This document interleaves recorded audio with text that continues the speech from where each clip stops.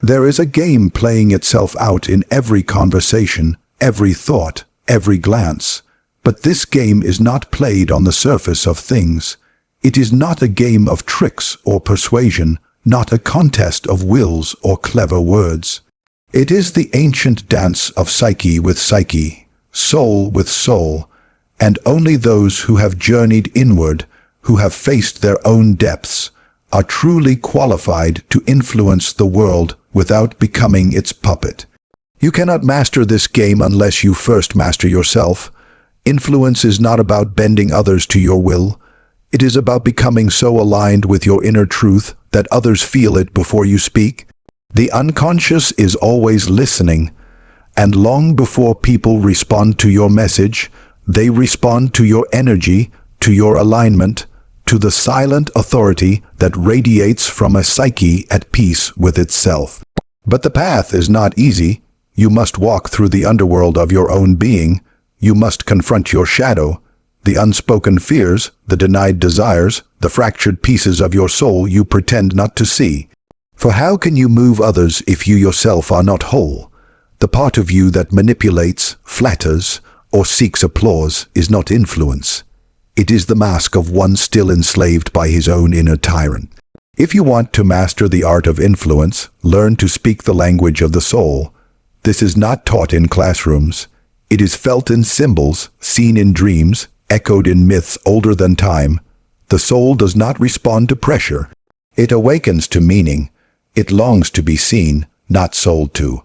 And so the greatest influencers are those who reflect back to others the truth of who they are.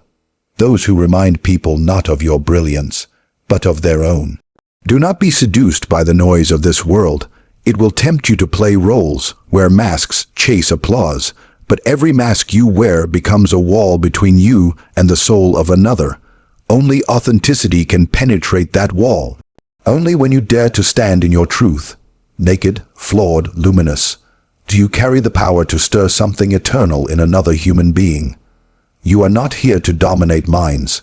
You are here to awaken spirits. And the field in which you play is not made of words or strategies.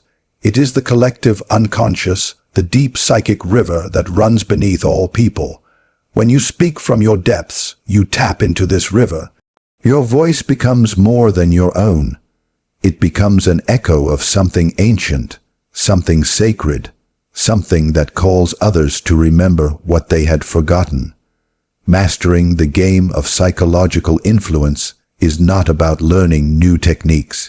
It is about remembering who you are beneath the noise. It is about becoming the kind of person whose very presence invites others to drop their guard, to breathe, to listen, not to your words, but to the truth resonating beneath them. This is not manipulation. This is transformation, and transformation is the only influence that endures. So do not ask, how can I influence others? Ask instead, how can I become someone worth being influenced by? For when you become the mirror of someone's deeper self, when you speak to the divine spark in another, then, and only then, have you truly mastered the game. The origin of all true influence lies within. Before you can affect the world, you must first confront the vast, uncharted territory of your own inner world. Influence is not a weapon to wield, nor a strategy to deploy. It is a natural radiance that emanates from a person who has come into alignment with their own truth. One cannot hope to lead, guide, or inspire others while remaining estranged from their own inner landscape. Influence that is not grounded in self-awareness becomes coercion, deception, or shallow persuasion. Tools of a fragmented psyche seeking power as a substitute for wholeness. When a person begins the difficult task of mastering their own psyche, something begins to shift. They are no longer pulled helplessly by their impulses, insecurities, or unconscious projections. They become still inside. That stillness is not passivity. It is a source of tremendous presence. Others feel it, often before it is consciously recognized. People are naturally drawn to those who are centered, who do not speak to dominate or to be approved of, but because they carry something real within themselves.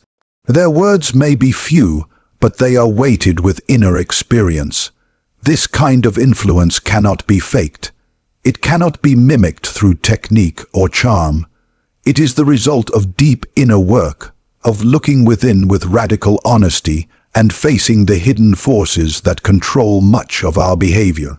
When you recognize your fears, your wounds, your egoic needs, and take responsibility for them, you cease to project them outward. You stop trying to control others to feel safe or manipulate them to feel worthy. You no longer seek validation through domination or applause. In that freedom, you become someone who exerts a quiet, profound influence without even trying. The world is full of people trying to change others, but few willing to change themselves. The paradox is that the more you transform inwardly, the more you begin to transform everything around you. You don't do this by preaching or imposing. You do this by being. A psyche in harmony with itself becomes a mirror in which others glimpse their own potential. They feel more seen, more grounded, more capable in your presence, not because you gave them power, but because your presence reminded them that it was already theirs. True influence is not a tool for control. It is a path of liberation. When you influence from your depths, you free others to explore theirs. But this begins with a commitment to mastery, not of others, but of the self. Until you do this, every effort to influence will carry the residue of your unconscious needs. But once you do, your influence becomes clean, clear, and effortless.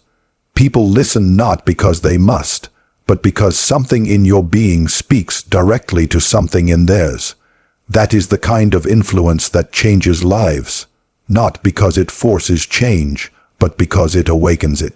To influence others in any meaningful, lasting way, one must first face the truth of who they are, not merely the parts they admire or proudly present to the world, but the darker, hidden aspects as well. These are the parts of the psyche that remain buried in silence, the shadow. The shadow is not evil by nature, though it can be destructive if left unacknowledged. It contains instincts, impulses, desires, memories, and characteristics that the conscious self has disowned. And yet, it is precisely this unexamined terrain that holds the key to authentic influence. Without integrating the shadow, all efforts to move others remain rooted in unconscious manipulation, hypocrisy, or projection. The world responds not only to what we say or do, but to the totality of who we are. If the face we show others is at odds with what festers beneath our awareness, the dissonance is felt. People may not be able to name it, but they will sense the duplicity. They will feel the distortion in the energy, the dishonesty behind the words. True influence demands psychological wholeness, and there can be no wholeness without the integration of the shadow. To begin this process is to take a bold step towards self-confrontation. It requires an act of humility, the willingness to admit that we are not as virtuous, as evolved, or as selfless as we might like to believe. It requires the courage to look at our envy, our rage, our desire for dominance, our craving for validation, and the subtle manipulations we engage in to get our way. These are not signs of weakness. They are fragments of the self that have been cast into the unconscious because they were once judged as unacceptable. But what we exile does not disappear, it festers. And when it festers, it controls us from behind the curtain of our awareness. Every time we attempt to influence someone without integrating these hidden forces, we risk acting not from our true self, but from our shadow. We may try to inspire others, but really we are seeking their approval to soothe our own feelings of inadequacy. We may try to lead, but it is our need to be seen as powerful that drives us. We may offer guidance, but it is the shadow's need to feel superior that colors our intentions. And so, despite our words, despite our efforts, the influence we exert becomes tainted, subtly self, serving, subtly distorted, subtly false. The integration of the shadow changes this entirely. When you have looked your demons in the eye and no longer need to run from them, they lose their power over you. You are no longer unconsciously trying to prove something to the world. You no longer need to be perceived as kind, wise, strong, or enlightened. You simply are, and this inner peace, this authenticity, creates a resonance in others. People listen not because you are performing, but because they feel you have nothing to hide, and nothing influences more deeply than the presence of someone who is whole. The irony is that the shadow, once integrated, becomes a tremendous source of power and creativity. Within it lies the raw energy of passion, assertiveness, intuition, and individuality. These forces, when denied, can turn destructive. But when brought into conscious awareness and held with responsibility, they enrich the self. They give depth and gravity to one's character. An individual who has faced their shadow carries a kind of depth that cannot be faked. Their words have weight because they have suffered and seen their own contradictions. They do not pretend to be flawless. They are fully human, and this humanity is what truly moves others. People do not respond to perfection. They respond to truth. And there is no truth without the shadow. To influence from a place of light alone is to cast illusions. But to influence from a place where light and shadow are integrated is to call forth the full spectrum of human experience. It allows you to speak to the unspoken parts in others, to name what they themselves have not yet dared to face. It creates an opening, not through domination or cleverness, but through resonance. The other sees themselves in you, feels understood by you, and is moved not by force, but by recognition. This kind of influence is not about control, it is about awakening. And awakening can only be offered by those who have walked the inner path of awakening themselves. When you know your shadow, you become less reactive. You no longer project your inner conflict onto others. You do not need to make someone wrong to feel right. You do not need to belittle others to elevate yourself. You do not confuse charisma with virtue. You simply stand as you are whole, self-aware, grounded. This steadiness creates safety. People trust what is real, even if it's imperfect. Mastering influence through shadow work is a long and often painful process. The ego resists it at every turn. It wants to protect its image, maintain its superiority, avoid discomfort. But the ego cannot truly influence. It can only manipulate. It is the self that has faced its darkness and integrated it that can speak with real authority. Not the kind of authority that demands obedience, but the kind that inspires transformation. There is also a great compassion that arises from shadow integration. When you have seen your own darkness clearly, you stop judging the darkness in others so harshly. You see that everyone carries wounds, fears, and unacknowledged desires. You influence not by condemning, but by holding space for others to see themselves more clearly, for others to begin their own journey inward. Your influence becomes healing, not performative.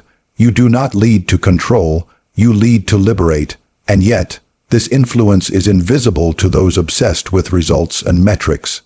It is quiet, slow, and often goes unnoticed. But it is profound. A single interaction with someone who has faced their shadow can change the course of another's life, not through persuasion, but through presence, not through domination, but through invitation. It is tempting to believe that we can skip this inner work, that we can learn techniques of influence and bypass the messiness of self-confrontation. But any influence gained this way is shallow and fleeting. It may win followers, applause, even fame, but it does not awaken souls. It does not create movements. It does not leave echoes that last. So if you truly seek to influence others, not just their choices, but their lives, their awakening, their becoming, you must begin with yourself. You must descend into the places you have avoided, feel what you have numbed, speak what you have silenced. You must become intimate with your own contradictions, your own frailty, your own longing to be more than you are. And in doing so, you will discover that the path to true influence was never about performance. It was always about presence, not about perfection, but integration. The world is starved for realness. It is starved for people who do not pretend, who do not posture, who do not speak from a script. And realness begins when you no longer fear the truth of who you are. When you meet your shadow and make peace with it, you become trustworthy. And in a world drowning in performance, trust is the most powerful influence of all. Beneath the surface of all communication, deeper than logic, more enduring than persuasion, lies the hidden language of the unconscious, symbols. The human mind, particularly the unconscious, does not speak in arguments, bullet points, or data. It speaks in images, symbols, archetypes, dreams, and myths. Long before we learned to structure speech or construct rational thought, we understood meaning through metaphor, through the shape of a story, the form of a ritual, or the power of an image. Even now, in our modern, hyper-rational world, it is these ancient, symbolic currents that truly move people. Influence that endures is not built upon reason alone, but upon the symbols that stir the soul. To truly influence someone, you must speak not just to their conscious mind, but to the vast ocean of the unconscious that lies beneath. You must speak to the parts of them that do not listen to facts but to feelings, that do not respond to logic but to imagery, that do not calculate but resonate. A single image can awaken something within a person that 1,000 carefully constructed arguments cannot. An archetype, be it the hero, the mentor, the trickster, or the outcast, can echo through the corridors of a person's psyche, summoning forth memories, emotions, and instincts that are older than their individual identity. Symbols are the vessels of collective memory. They carry within them not just cultural significance but psychological weight. A crown does not need explanation. It represents power. A flame can signify hope, destruction, enlightenment, or passion. A serpent may arouse fear, wisdom, transformation, or deceit. These meanings live in the unconscious, deeply rooted in the history of human experience. When a symbol appears, it bypasses the filter of the intellect and touches something primordial. And it is in this space, this deep symbolic terrain, that lasting influence is born.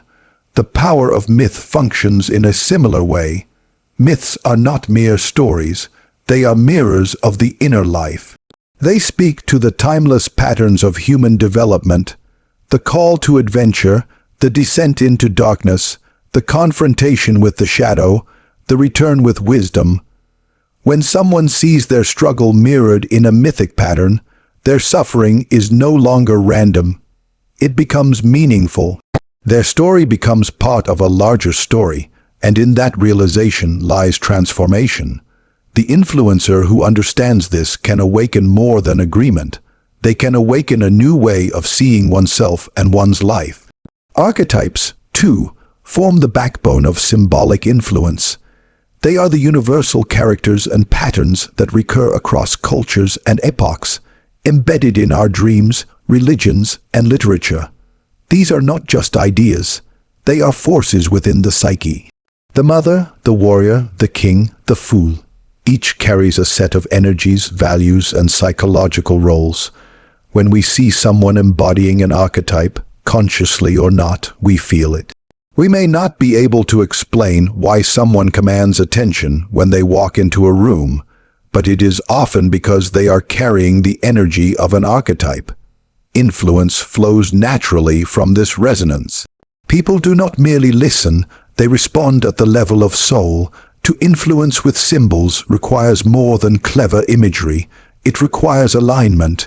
You cannot fake the archetype you attempt to embody.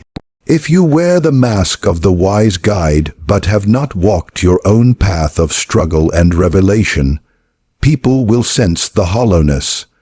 The unconscious is not easily fooled. True symbolic influence is born when the image and the reality are unified, when the symbol emerges from lived experience rather than being manufactured for effect. A leader who carries the archetype of the warrior must have faced battle within themselves. A healer must have known pain. The myth must be lived before it can be transmitted. Even in everyday life, symbolic influence surrounds us. Brands, movements, religions, and even personal identities are saturated with symbolism. The colors we wear, the language we use, the gestures we adopt, all carry unconscious meaning. A person who understands symbols can navigate the world with a deeper kind of awareness. They can see the hidden forces at play in communication, in behavior, in group dynamics. And more importantly, they can influence these forces, not by control, but by resonance. It is also true that symbols transcend language. They communicate across cultures, across divisions of class, education, and belief. A mother holding a child evokes the same feeling in Tokyo as it does in Cairo or New York. A rising sun, a clenched fist, a broken chain.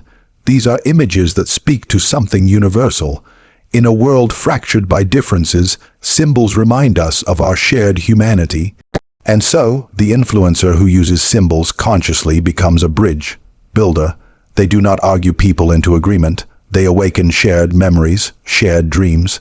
This kind of influence also calls for deep psychological integrity. Because symbols are powerful, they must not be used carelessly. A manipulator can hijack symbols for selfish ends, but the damage is always profound. When symbols are used inauthentically, they become distorted. They lose their ability to elevate and instead begin to deceive. History is full of such misuses. Symbols turned into propaganda, archetypes twisted into cults of personality. To influence with symbols ethically requires a sacred respect for their power. They are not tools to be exploited, they are forces to be honored. In the realm of personal development and leadership, symbolic influence is perhaps the most potent. A person who lives their values, who embodies the archetypes they invoke, becomes a beacon. They do not need to convince others, they magnetize. Their story becomes mythic, their journey becomes meaningful not just for themselves but for others. People see themselves reflected in that journey and feel called to rise into their own. The influencer becomes not a puppeteer but a mirror, not a persuader but a guide. Dreams, too, show us how symbols operate in the unconscious. In a dream, a house is never just a house. It may represent the self. A storm is not just weather. It may be the turmoil within. The unconscious is always communicating, always alive with symbols. When we learn to listen, to see beneath appearances, we begin to speak a deeper language. And in speaking that language, we do more than inform, we transform. To become fluent in this language of symbols is to step into a higher order of influence. It requires not only intellectual understanding, but intuitive sensitivity. It is not enough to study myths or read about archetypes. One must feel them, live them, recognize them in oneself and others. It is the difference between reading a map and walking the land.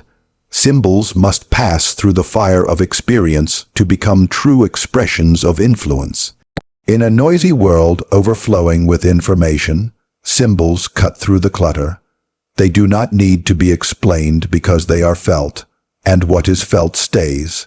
A single image can lodge in the psyche for decades, shaping decisions, emotions, beliefs. Words may fade, arguments may be forgotten, but a whelp-laced symbol endures. It lingers in the background of consciousness, subtly guiding behavior and perception. This is the art behind all timeless influence. It is not about saying more, but about saying what matters in a form that transcends time. Symbols do not shout, they resonate. They do not coerce, they awaken. And those who learn to use them with wisdom, with reverence, and with authenticity hold within their grasp the power to reach across boundaries, through generations, and into the core of what it means to be human. So influence is not merely what you say. It is how you embody. It is the myth you live. It is the archetype you carry. It is the symbols you summon in silence, the images that stir in the hearts of others long after you've left the room. That is where the true game of influence is played, not in headlines or slogans, but in the deep, invisible language of the unconscious that speaks to what we are all still becoming. Authenticity is the cornerstone of all lasting influence. It is not a technique, not a strategy, not something you put on and take off depending on who is watching. It is a state of being, unfiltered, rooted, aligned. To be authentic is to stand in the truth of who you are without distortion. It means your words, your actions, and your presence all come from the same core. In a world full of masks, performances, and manipulation, authenticity has become both rare and revolutionary. And it is precisely this rarity that gives it power. Because people feel it, they may not be able to define it, but they recognize it the moment it enters the room. Manipulation, on the other hand, is the opposite of this rootedness. It seeks to bend the will of others without honoring their inner freedom. It is born from fear, not strength. It relies on performance, on cleverness, on tactics designed to provoke a reaction rather than invite a realization. It may yield short-term results, but it leaves no deep imprint. Its influence is shallow because it speaks only to the surface of a person, not their soul, and what doesn't reach the soul cannot endure. When someone is authentic, there is no need for manipulation. Their presence alone becomes persuasive, not because they're trying to persuade, but because they are aligned with something deeper than ego. There is a coherence in them, a stillness, a resonance. People feel safe around them, not because they are harmless, but because they are real. They are not performing, they are not calculating, they are simply being who they are, fully and without apology. And this is what gives them credibility, not a polished persona, but a deep consistency between their inner life and outer expression. Authenticity is not the same as being brutally honest or revealing everything. It is not raw exposure. It is integrity. It is being whole. It is choosing truth over image, essence over illusion. It is being willing to be misunderstood rather than betraying what you know to be real. It is the refusal to sell yourself out in exchange for approval. And it is in this refusal that real influence is born, because people can feel when someone is being true. They can sense when there is no hidden agenda, no psychological hook, no veiled manipulation. The manipulator may dazzle with charm or overpower with authority, but the truly authentic person influences on a different plane. They awaken something within others, not submission, but remembrance. They do not dominate, they inspire. They do not provoke fear, they evoke trust. And trust is the soil in which real change, real influence takes root. You can compel someone to act through pressure or deception, but you cannot compel them to transform. Transformation only happens when someone feels seen, understood, and free. And only authenticity can create that space. When you are authentic, your presence becomes an invitation. Not an invitation to agree, but an invitation to be real. Your truth gives others permission to explore theirs. Your vulnerability becomes strength, not because you are weak, but because you are no longer hiding. People are drawn to this kind of honesty because it breaks the spell of performance that surrounds so much of life. It reminds them that there is another way to be, one not built on roles or expectations, but on essence. Influence that flows from authenticity is not forced. It does not try to control the outcome. It does not grasp, scheme, or manipulate. It simply expresses truth and allows that truth to do its work in the minds and hearts of others. There is no attachment to being right or being liked or being followed. The authentic person does not seek validation. They live from validation that arises within. And this inner security is what makes their influence magnetic. Because they are not trying to impress you, they impress you. Because they are not trying to lead you, you want to follow them. The manipulator, by contrast, is always grasping. Their influence is driven by a need to be seen, to be praised, to be obeyed. And this need distorts their energy. It creates tension, dissonance, a subtle pressure. You feel as though you are being pulled into something that isn't for your good, but for theirs. You feel watched, calculated, used, and even if you follow their lead, it is out of fear, obligation, or confusion, not out of trust or resonance. Manipulation always costs something. It may win the moment, but it loses the soul. Authenticity, though it may seem softer or slower, builds something enduring. Because it does not seek to impose, it builds relationship. Because it honors choice, it nurtures respect. And because it comes from truth, it never needs to be maintained through lies. The authentic person does not wake each day thinking about how to keep up their performance. They simply live, they tell the truth, they admit when they are wrong, they say no when they mean no and yes when they mean yes. There is no second agenda. This clarity is rare, and people are hungry for it. In the realm of leadership, this difference is profound. A leader who manipulates may control people's behavior, but they never win their hearts. A leader who is authentic may face more resistance at first, but they build movements that last. Because people do not follow their orders, they follow their example. They do not obey them out of fear. They emulate them out of admiration. The authentic leader embodies what they teach, and so their influence is not limited to their words. It radiates through their actions, their presence, their being. Even in personal relationships, authenticity is the bedrock of meaningful influence. You cannot deeply move someone you are pretending for. You cannot guide someone if you have not guided yourself. You cannot ask for someone's truth if you are hiding your own.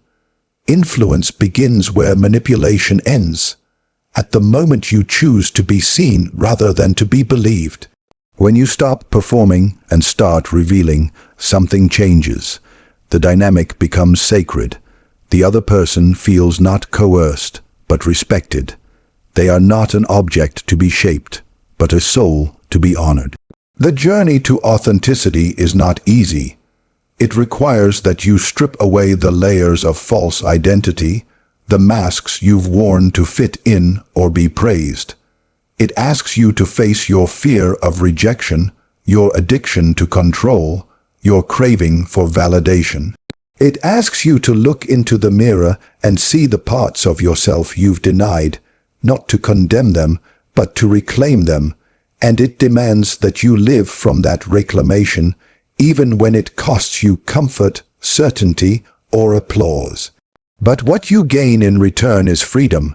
Freedom from needing to be someone else. Freedom from playing a role. Freedom from manipulating others because you don't trust your own truth. And with that freedom comes influence. It's not the fragile kind that depends on external approval, but the solid kind that grows from inner congruence. The authentic person is not perfect. They are not always composed or polished. But they are real, and that realness is magnetic. It is healing. It is powerful, because it reminds people of something they've forgotten. That being true is more important than being admired. That truth, lived sincerely, carries a vibration that no strategy can replicate. In every sphere of life, business, politics, art, spirituality, love, authenticity is what endures. Trends come and go. Techniques evolve, but the human longing for truth never disappears. We are always searching for the person who says what they mean, means what they say, and lives what they teach. We are always drawn to those who are no longer acting. Because in a world full of noise, manipulation, and performance, the authentic person becomes a signal of what is real. To influence from this place is not to manipulate others, but to liberate them, to free them from illusion by embodying truth, to remind them that they too can live without pretense, that they too can speak their truth, claim their life, and walk their path without needing to control or deceive.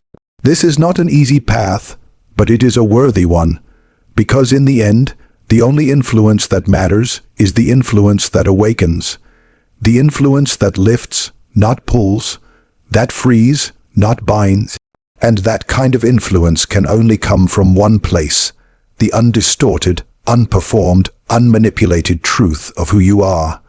When you live from that place, your very presence becomes your message, and your authenticity becomes the most powerful force of influence you could ever wield. Most influence today is aimed at the mind. It speaks in arguments, logic, data, clever turns of phrase. It seeks to convince, to dominate, to persuade through intellect. But lasting influence does not begin in the mind. It begins in the soul. It does not aim to win an argument, but to awaken a memory. It stirs something ancient, something that has always been there, hidden beneath layers of social conditioning, forgotten experiences, and personal fear.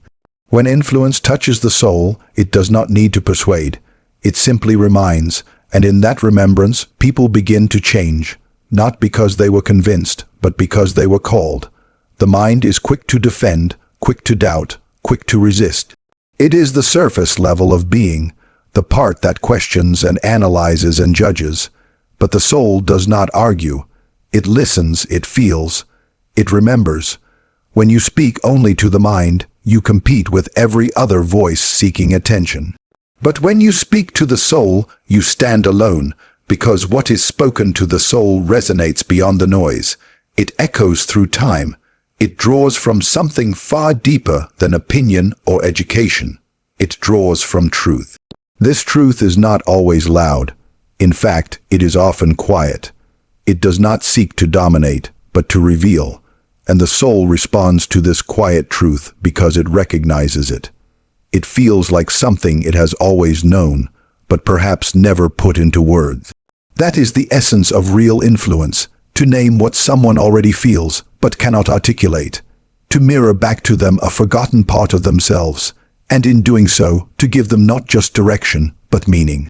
The soul is not interested in performance. It is not impressed by status or style. It seeks only what is real. When someone speaks from that place, when their words arise not from manipulation or ego, but from lived experience and inner knowing, the soul listens. It knows when it is being spoken to, and that knowing bypasses resistance. It goes deeper than belief. It settles into the bones. This kind of influence does not fade when the speaker leaves, it lingers. It transforms silently, over time, in places the mind cannot reach. To speak to the soul is to speak with reverence. It is to honor the sacredness of the other, to speak not at them, but with them, soul to soul. This does not require elaborate language or mystical gestures. It requires sincerity.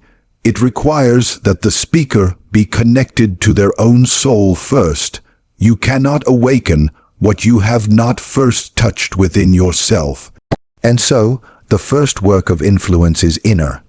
Before you move another, you must have moved yourself. Before you guide another, you must have faced your own depths. There is something archetypal in this form of communication.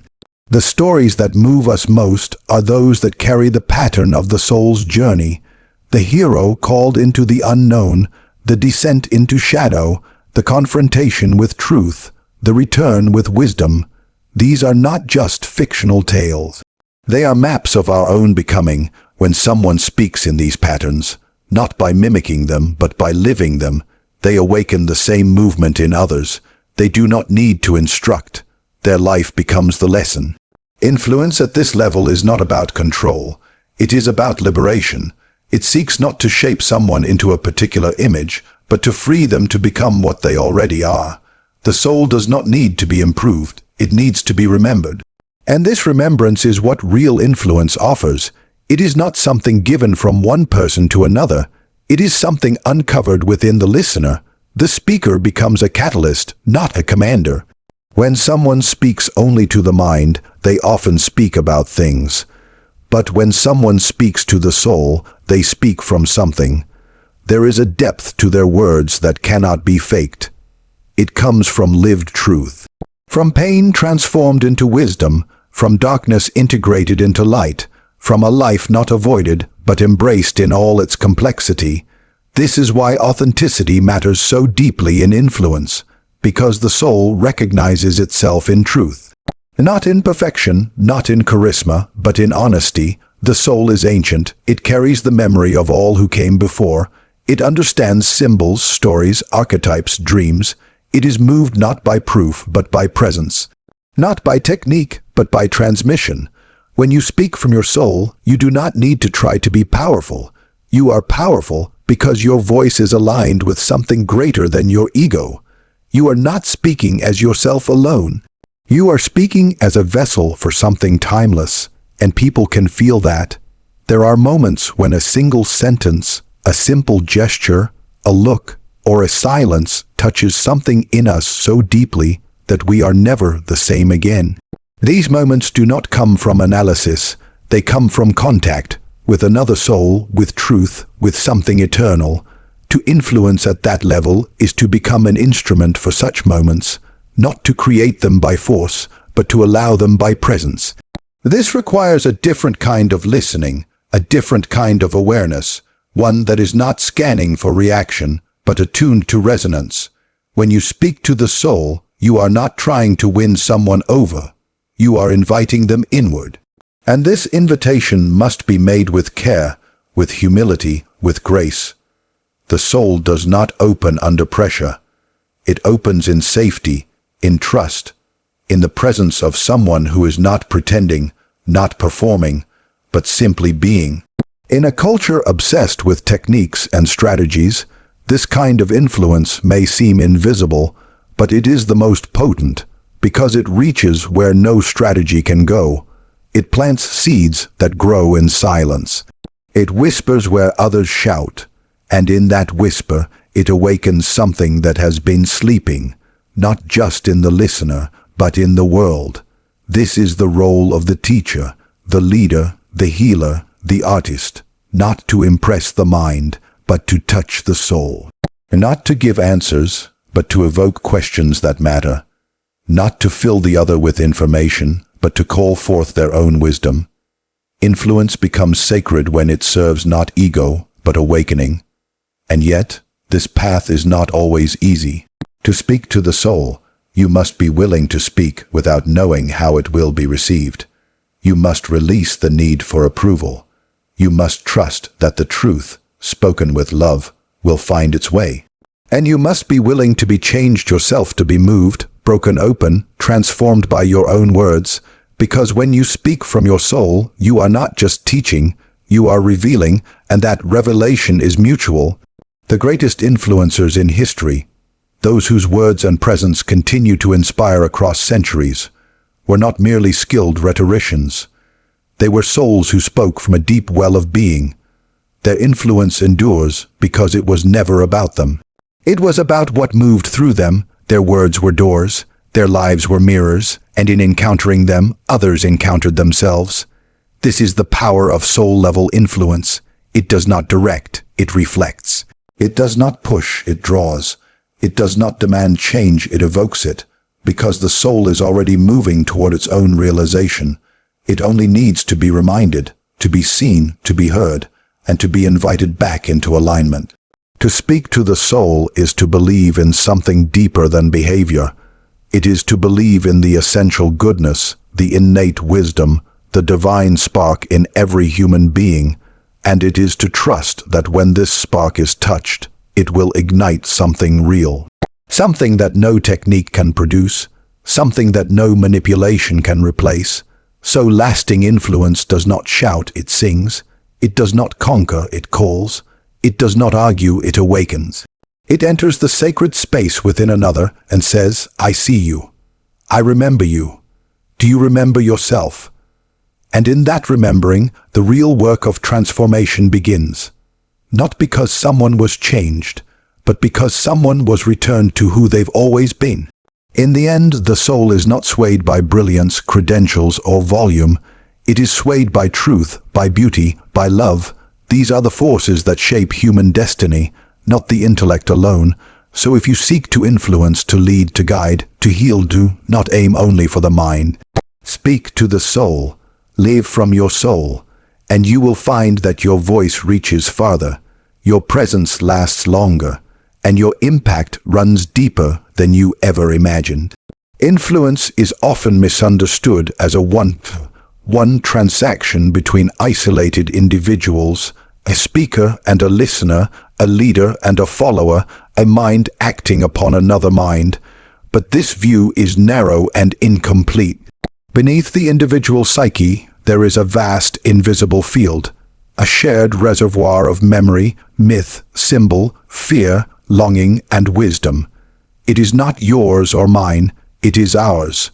It does not belong to any single person, culture, or moment. It belongs to the totality of human experience, and it is in this collective unconscious that the true game of influence unfolds. Every time you speak, act, or express yourself, you are not simply interfacing with one person's conscious thoughts. You are stepping into this deeper field, a living ocean of archetypes and inherited patterns that shape how people respond, how they feel, and how they make sense of reality.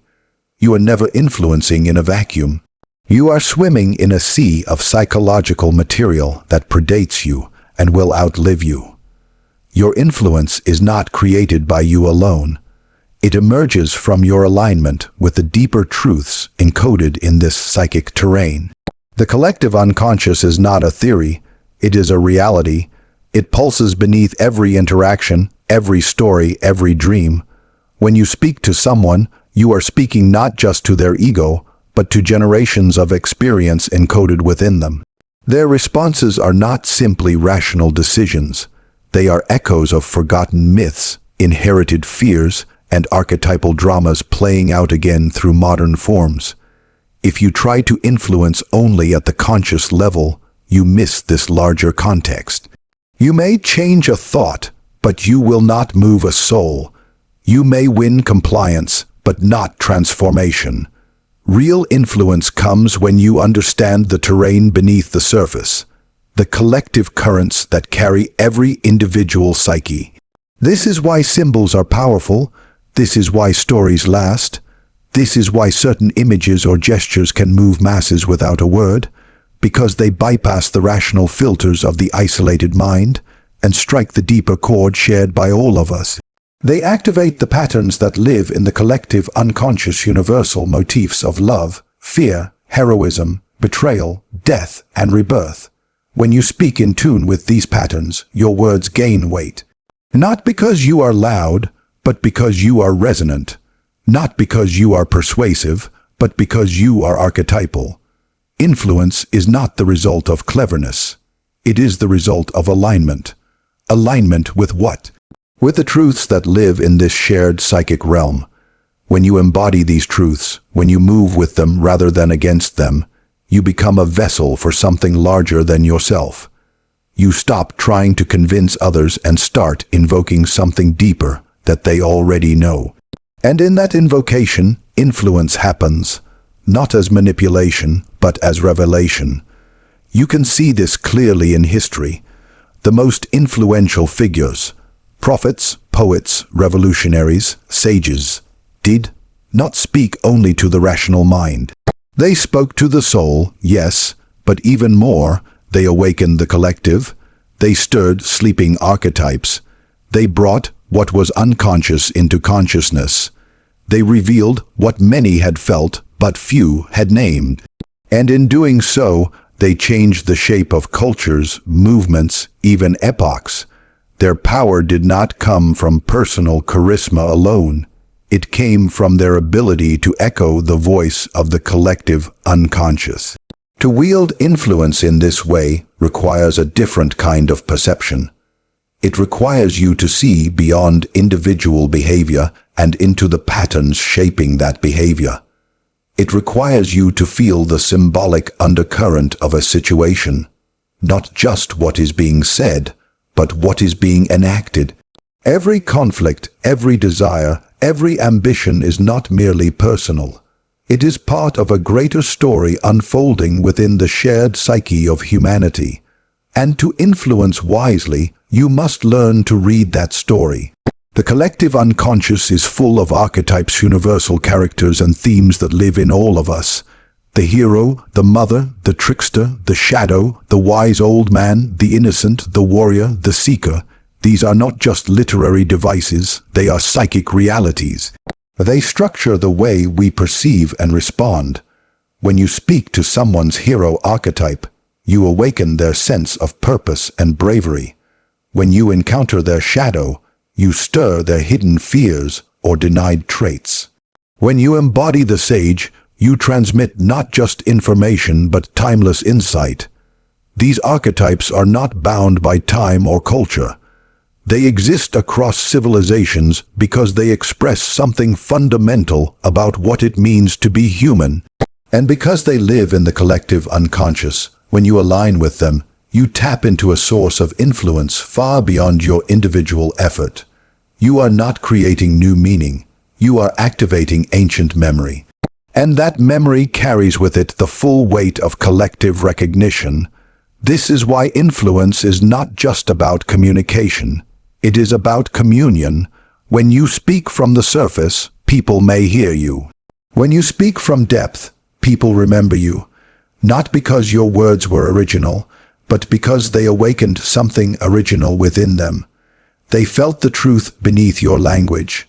They felt the echo of something ancient, something that belongs not just to them, but to all of us. The collective unconscious is also the reason why transformation, when real, feels like coming home. Because it is not simply learning something new, it is remembering something old, something buried, something the soul has always known. When your influence catalyzes that kind of remembrance, it becomes irreversible. Not because you changed someone's mind, but because you reawakened their being. But this kind of influence demands inner work. You cannot activate the collective unconscious in others if you have not journeyed through it yourself. You must meet your own archetypes, face your own shadow, reconcile your own inner opposites. The deeper your self-integration, the more access you have to this collective field. Not just intellectually, but energetically. Your very presence begins to carry the weight of the stories you've lived through. And that presence communicates far more than your words ever could. Because we are all connected through this field, your inner world is never just your own. The transformation you undergo does not remain private. It radiates. The clarity you gain becomes clarity for others.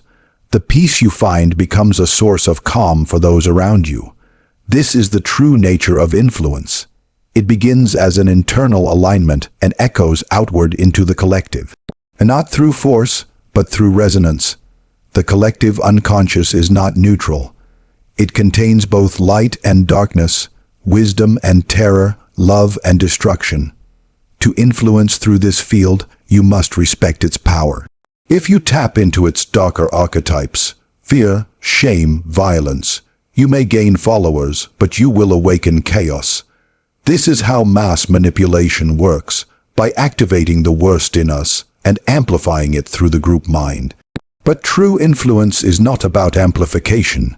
It is about elevation, about calling forth the noble, the wise, the compassionate, not as ideals, but as living potentials buried in the depths of the psyche. To influence with integrity, you must choose which part of the collective you are aligning with.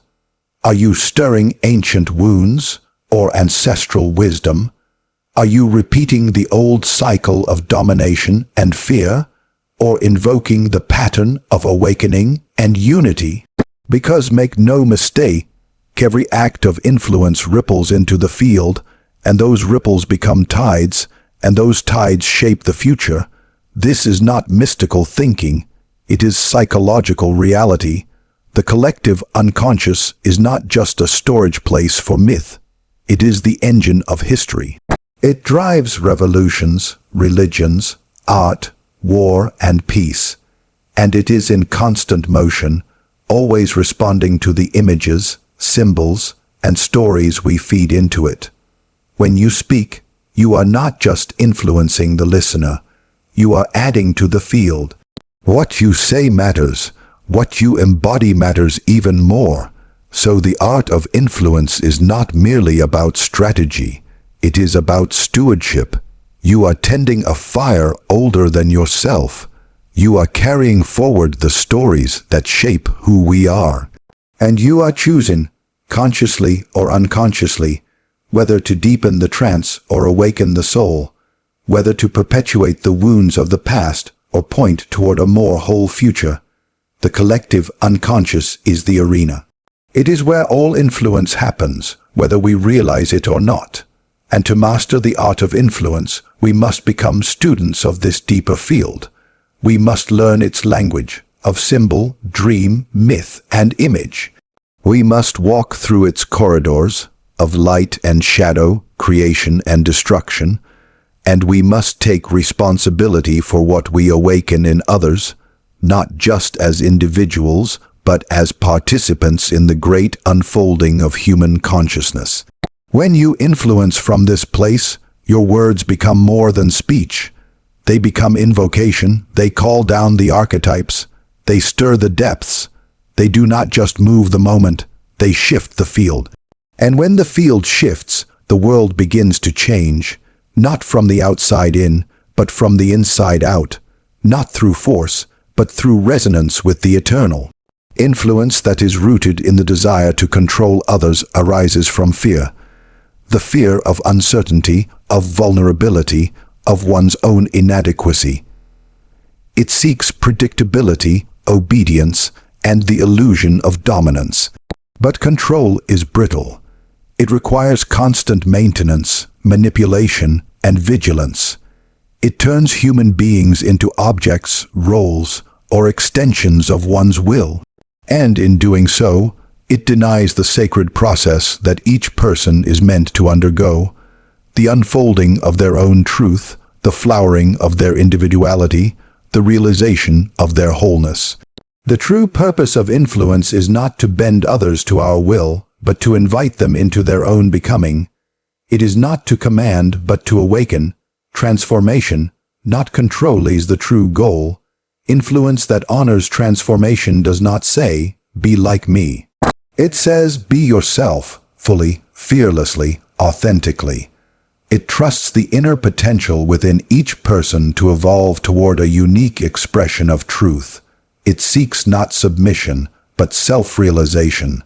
The process of individuation is the soul's journey toward integration. It is the bringing together of all fragmented parts of the self, the conscious and unconscious, the light and the shadow, the masculine and feminine, the personal and the archetypal. Real influence nurtures this process. It provides not answers, but space, not control, but presence. It creates a container in which another person can confront themselves honestly, and through that confrontation, become whole. Control interrupts this process. It says, "Don't feel that, don't think that, do it my way." It imposes external standards on internal realities. It shames complexity, punishes deviation, and rewards conformity. But the psyche is not meant to be controlled.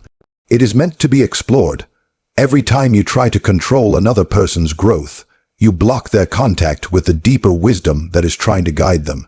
You stand between them and their truth. This is why influence must be guided by compassion, not fear. Compassion sees the struggle within others and says, "I see you. You are not wrong for being in conflict. You are not broken for not knowing. You are becoming." Such influence liberates. It calls forth the latent self. It supports the breakdowns, the confusion, the resistance, all as necessary rites of transformation. It does not pathologize discomfort. It understands it as part of the alchemical process of change. To influence from this place requires trust, not only in others, but in life itself. It requires the recognition that every soul has its own path, its own timing, its own lessons. Control is impatient. It wants immediate results, clean outcomes, and visible rewards. Transformation is patient. It allows space for mystery, for mess, for nonlinear movement. It understands that real change is often invisible at first. It respects the slow, subterranean work of the unconscious. True influence is subtle. It is not coercive. It does not dominate. It may look like silence, like waiting, like listening deeply. It does not interrupt the other's process with advice or authority unless asked. It does not assume superiority. It walks beside, not ahead. It remains anchored in its own wholeness while gently reflecting the possibility of wholeness in the other. It is not a hammer, but a mirror. And this mirror must be clean. You cannot influence toward transformation if you have not walked that path yourself. If you are still driven by unacknowledged need for control, your influence will carry that vibration, no matter how wise your words appear. People feel who you are more than they hear what you say.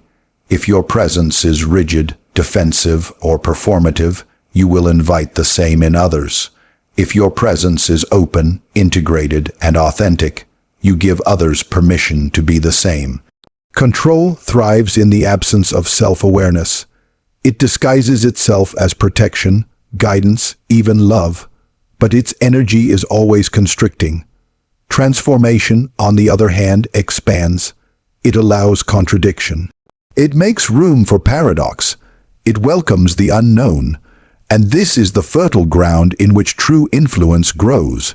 When people feel free enough to explore themselves honestly, without fear of punishment or rejection. Influence rooted in transformation also recognizes that pain is part of the process. It does not rush to rescue, fix, or soften the blow. It knows that discomfort is often the threshold of awakening. To try to protect others from their pain through control is to rob them of their initiation. You cannot force a flower to bloom by pulling on its petals. You can only create the conditions for it to open in its own time. There is a sacred humility in this form of influence. It does not need to be right.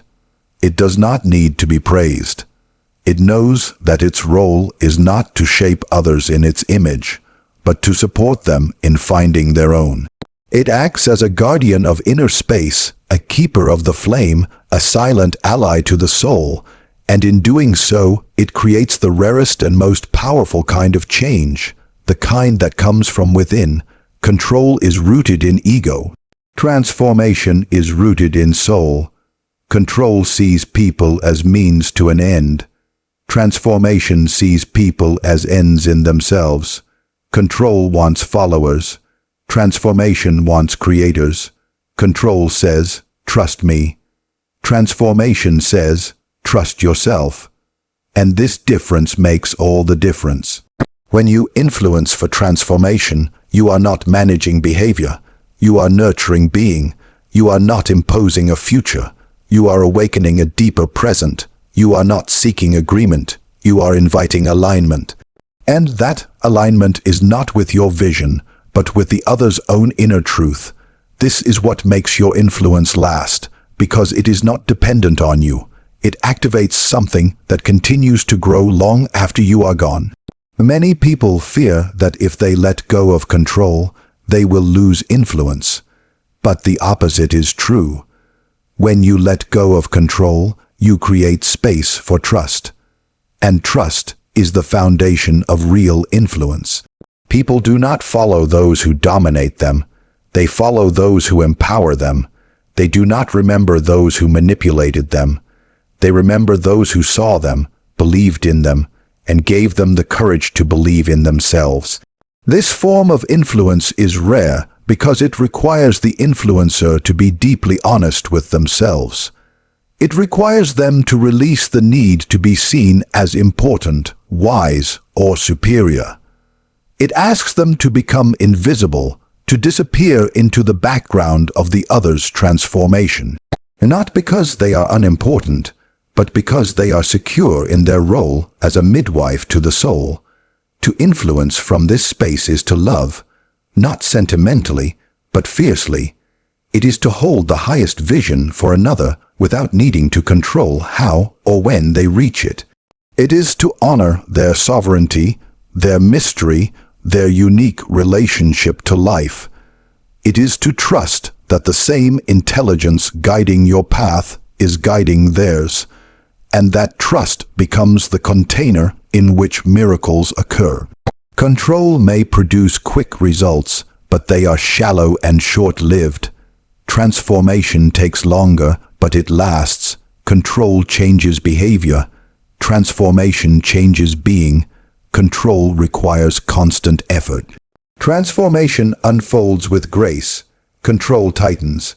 Transformation opens. Control diminishes the soul. Transformation reveals it.